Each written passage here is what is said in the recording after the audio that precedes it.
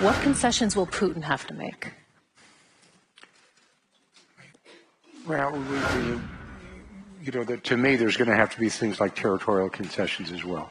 Okay, some of it is unrealistic to expect where you'd want to go to, but it's territorial. It's subterritorial. It could be the engagement of refusing to use force, renouncement of the use of force into the future. Well, my question is, your strategy is to stop the war or to win the war? When you're treating a casualty in war as a soldier, the first thing you do is you stop the bleeding, and then you treat for shock. But the first thing you've got to do is stop the bleeding. You have just said in the past couple of hours that Europe won't even be at the table in any peace talks. Well, you define at the table. How should it work? How should it work? How should it work if they're not there? Because Trump has said Europe needs to own this. Well, I think when you say Europe needs to own it and at the table, what I've defined as when I say my definition of at the table, when you're actually sitting down there, you don't. To me, that doesn't mean the interests are not taking part of it. They're not considered. They're not used. They're not developed. That means at the table. You have an ability to have input. But when you've got those three, really two engaged partners with you got Russia and you got Ukraine fighting right now, and President Trump coming in is differently to basically be, for lack of a better term, however you want to use it in the English language, like an interlocutor or mediator. But he's going to think that he's going to do this alone is wrong. We've never said that. It's all a definition of terms. When you say, and I think this is where I would challenge anybody out there. When you look at it, we've always said, when we talk about America first, we say America first has never been America alone. We've never said that. We've never said we're an isolationist or it's an isolationist policy. When you look at what Donald Trump has done, and I challenge people, I said, this war's been going on for 3 years. 3 years. Okay? They're just 11 years, but we're talking 3 years with the Russian engagement. When they engaged, when you look at that, this is what happened when you had a president of the United States said a minimal intervention may be okay. Now, the definition of minimum intervention is considerably different than mine. But tell me here in this audience, since you shouted it out, what did Russia do when President Trump was president of the United States? He did nothing. Nothing. He did it under President Bush. He did it under President Obama. He did it under President Biden. He didn't do anything under President Trump. And we've always worked that way because he leveled the playing field to do that. And I think that's where you look back and you say to people, well, how is America going to do this? How is it going to work? When we say peace through strength, that is originally an American term. And he's looked at it the same way. And so we have had the model, President Trump's had the model, that once we come up with a peace arrangement, a peace deal, then we were going to work and making sure that that's enforceable. It's a good deal. It's a fair deal. Go back to what President Trump said in his UN General Assembly, and I'm going back on history because, remember what the famous poet said, George Santana said, if you forget a history, be prepared to repeat it. Well, we basically go back to the first UN General Assembly speech. President Trump talked about America first. That's all people remember. The second half of that speech was about national sovereignty. And he talked about the sovereignty of nations.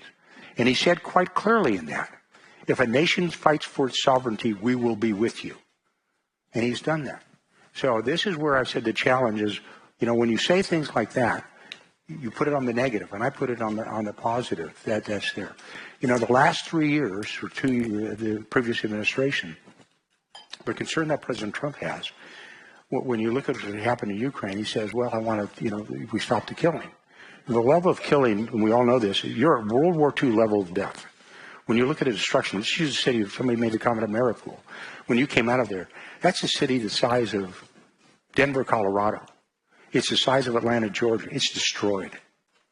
When you look at the amount of death and destruction within Ukraine, so which is massive, the level of destruction in Ukraine it's 3 times the amount of death for the Ukrainians alone that Americans suffered in the Korean War and the Vietnam War combined over 11 years. So my take on this is if you think you can kill your way out of this war, you can't. Okay, it's not just killing alone. It's quite. You're going to have with a comprehensive plan, a plan that has worked with the allies, working together, but it's going to be a comprehensive plan. You have previously suggested, and this is also before you were part of the administration and part of this effort, that both sides of the conflict will have to make concessions. What concessions will Putin have to make? Well, when you know, to me, there's going to have to be things like territorial concessions as well. Okay, some of it is unrealistic to expect where you'd want to go to, but it's territorial. It's subterritorial. It could be the engagement of refusing to use force, renouncement of the use of force into the future. From a political side, he's not going to downsize his military forces. Hopefully, get rid of. What we're going to try to do is basically force him into actions. What you want to do is force him to actions maybe he's uncomfortable with. What I mean by that, as an example, right now is what we're going to do is try to break this alliance that he currently has. He's got an alliance around with North Korea that wasn't there before. He's got an alliance with Iran that wasn't there before. He's got an alliance with China that wasn't there before, meaning 4 years ago before. But let me just pivot real quickly before this, because what is really interesting to me is because now, which I think is very, very important, is how the Atlantic Alliance is coming together. Well, my response to the Atlantic Alliance, well, about time. Glad you showed up.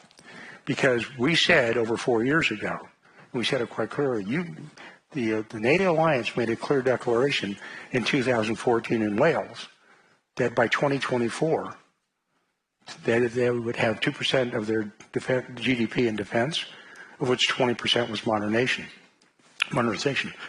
We still have 8 members of NATO who are not there. It took a long time for these nations to get there. Congratulations to the Poles, who are now leading the pack, where they were well over 4%, getting to 5% on the defense. But that's a question you want to make, and I understand it. How? I mean, you said that you're going to force Putin to do things. How exactly are you going to do that? And will it be because, I mean, Zelensky said this morning, he was very clear, he wants sanctions on the front end, not on the back end. He wants them now. More sanctions. And the challenge is that on the table? Well, when you say concessions, of course they're concessions. Both sides are going to have to give. I mean, you cannot say. No, he wants sanctions. He wants more sanctions against Russia. Let's use sanctions as an example. I think it's a great example. And it's a great example to use it. And right now, most of the nation that's here have sanctions, and we're going to stay on sanctions just for a minute. But one of the sanctions they talked about is what is driving Russia. It's really a petro state. 70% of the money they are getting to fund this war comes out of petro, oil and gas. Most of that is going through the shadow fleet. Most of that shadow fleet, 70% of that fleet, goes through the Baltics. Mm-hmm. We've intercepted 1 or 2 of those vessels. We, the United States, have sanctioned their fleet by name, the USS Kellogg, the USS Sikorsky, whatever out there. And now you come up with a plan when you talk about sanctions. If you rate them on a level of 1 to 10, 1 being low, 10 being high, we're probably at a 6. But enforcement is about a level 3. So what you say, what does he have to give up? Well, maybe he gives up his oil revenue and we'll force him to do it. Because what you do is you start employing sanctions that break the economic back. We've done this before. We've seen this before. Trump has seen this before. We did it against the Iranians. We nearly broke the Iranians back with economic sanctions and oil sanctions. We turned around and we gave it back to them. So this is a point where you say, what do you do? These are the kind of things you do. If you think, to me, this is just me, if you think you're going to kill your way out of this, you're wrong, because you have a lousy review of history. Because what I mean by that, this is a nation, we're talking about the Russians, that were willing to lose 700,000 in 6 months in the Battle of Stalingrad. They're willing to sacrifice hundreds of thousands of their soldiers in a fight, in a great fight by the Ukrainians. So much so they're bringing in North Koreans. They're not bringing in North Koreans because they think it's a good idea. It's a tell. The tell they're saying is they've got a problem with manning. They've got a problem with soldiers. So you make them pay the price for that. So it's not just one thing. It's just not the metric of saying it's kinetic, military. You've got to balance it all. It's across the board. Too many times what we devolve into, we're saying, well, it's a manning issue. It's a killing issue. It's an aircraft issue with fighter bombers, artillery. It's much more than that. And what we're trying to say is it's got to be a comprehensive plan that ensures that he knows that we're going to snap back things, that there's going to be pressures on him that run across the entire gamut to put him on pressure. Military pressure alone won't do that, because he'll just mobilize. He's pulled tanks out of mothballs. He's pulled tanks out of museums. He can use to bring in and North Korean troops. So what do? You attack things other than just kinetic. You don't dismiss that, right, but you attack other places as well. And my question is, your strategy is to stop the war or to win the war? Thank you. And can I just... Go ahead. Well, I think the question is, what does winning look like? And I think you have to ask that yourselves. This question, that's a Ukrainian question, because you're fighting for your survival. By the way, let's be totally honest about it. So, the Ukrainians have fought valiantly. What you have done, the sacrifice you've made, is incredible. And I've been to Ukraine, and I've been pretty far east and seen Izum and places like that, and I know what you've done and what you've gone through. And I think it's one of those, but the first thing you've got to do is, like I said to somebody earlier today, it's like when you're treating a casualty in war as a soldier, the first thing you do is you stop the bleeding, and then you treat for shock. But the first thing you've got to do is stop the bleeding, because you cannot sustain levels like this. And that doesn't mean you don't, you make it a steel porcupine or make it the Sparta of Middle Europe, whatever it's going to be. And that should be well thought through. But I think part of the question is, if you keep fighting, or do you want to set, this is it for the long term, we want to do it. I remember going back with Konrad Adenauer, who was the first chancellor of Germany. He wanted to unify Germany. Without question he did.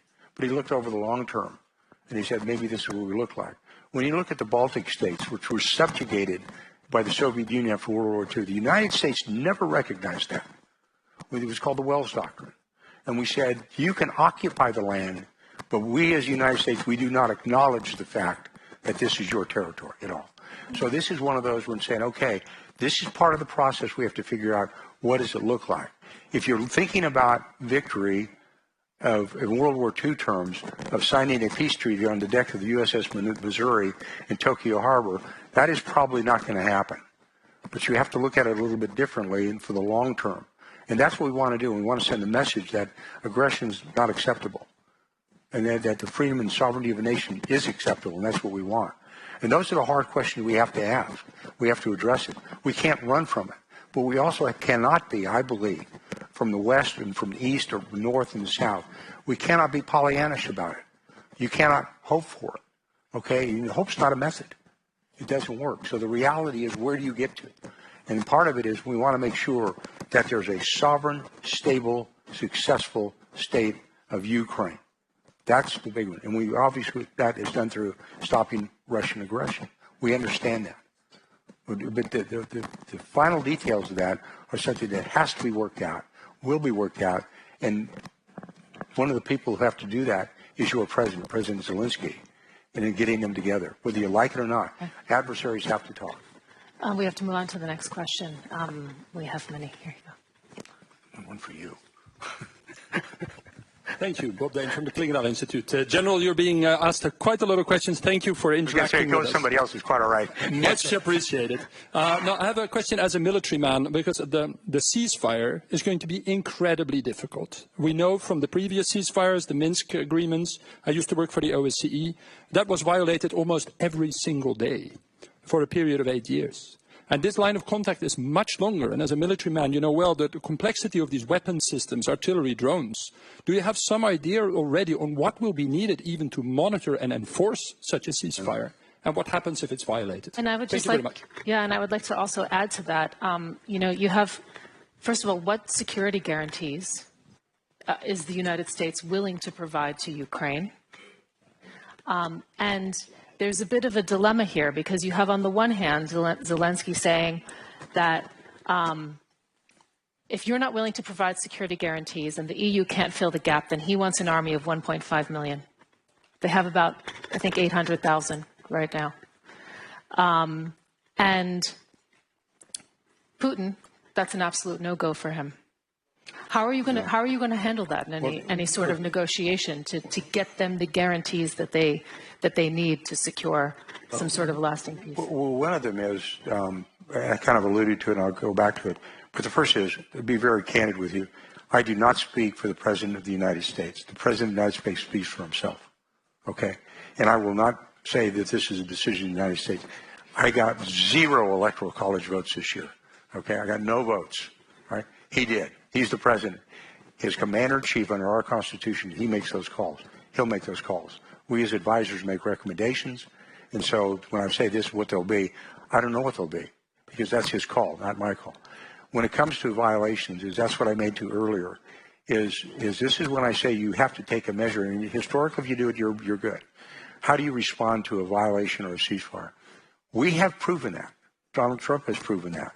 That's where he made that comment about it's using SEAL Team 6 for one American farmer that was captured and taken prisoner in Niger, and we sent an entire Special Operations SEAL team from Dam Neck, Virginia, all the way into Africa and respond. That's why we responded on a nerve gas attack against Assad by putting 71 Tomahawk land attack missiles in there.